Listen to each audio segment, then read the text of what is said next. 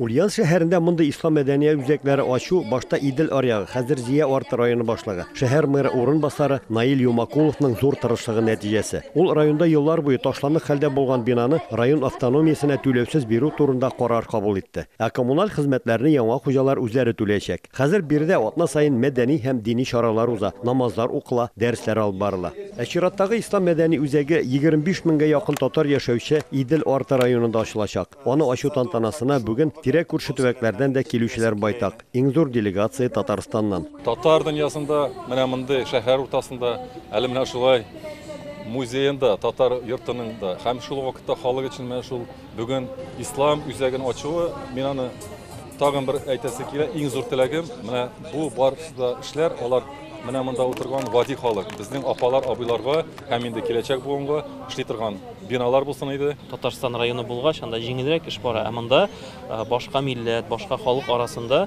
татарларга әлбәттә ул җиңел түгел. Шуңа күрә моның кадәр эшләр эшләү, мондагы инде халыкка, монда яшәүче татарларыбызга Аллаһның рәхмәте булсын.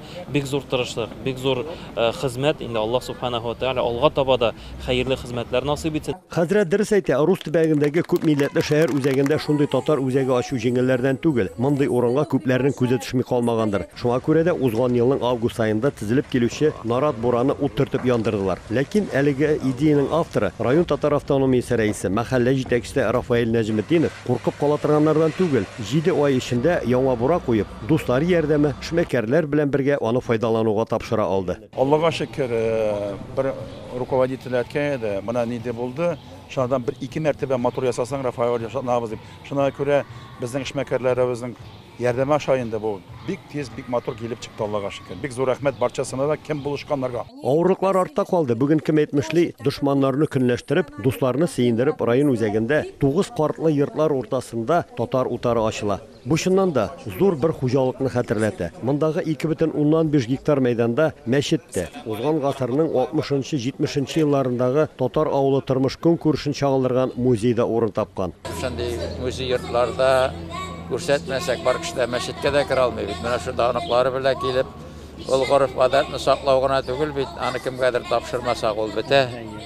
Менә шушы гореф гадәтләребезне балалар белән ике арада бәйләүче бер шушы урындыр дип та уйлыйм. Аллай гел бакчада роза гөлләр үсәләр, алар минем йөрәгемә алсу нурлар сибәләр. Розалина, Розалина, Розалина, Малина, айрылсакта дус калырбыз, роза гелем кайгырма. İslam мәдәни үзәге рәсми ачылганчы ук үз эшен башлап җибәрде. Март-апрель айларында биредә көн сайын кичләрен ифтар мәҗлесләре узды. Анда шәһәр өлкә җитәкчеләре дә читтә калмады. Ай буена шушында ифтар уздырдык.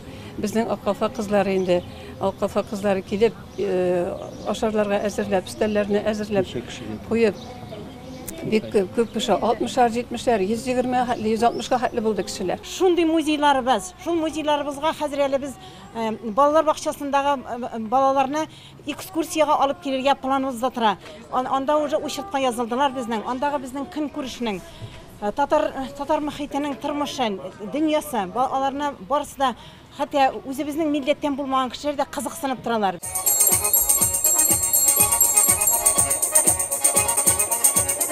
İslam мәдәният үзәгенең төп максаты әлбәттә инде ул татар һәм гарәп телләрендә укырга һәм язарга өйрәтү, сабыйларга милләт тарихы, динебез хакында дөрес мәгълүмат бирү. Сер түгел, Россия төбәкләрендә мондай үзәкләр күп түгел әле. Башка төбәкләр белән чагыштырма алганда мин әйтер идем һәр вакытта алдынгы өлешен алып барганын.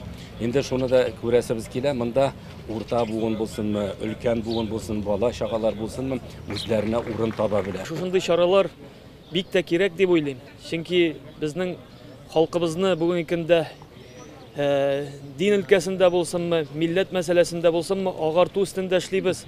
Аллаһка шөкер, бер сүздә булып, менә мондый шушындый үзәкләр ачу бүгенге көндә безгә бик тә кирәк. Сембернең яңа ачылган мәдәни мәгърифәт үзәге җитәкчесе Рафаэль Нәҗметдинов белдергәнчә, җәй айларында малайлар һәм кызлар өчен монда җәйге лагерьга йөри алачаклар. Ә сентябрь аенда балалар һәм өлкәннәр өчен яңа уку елы башланачак. Ульян өлкәсеннән Рамис Сафин, татарлар.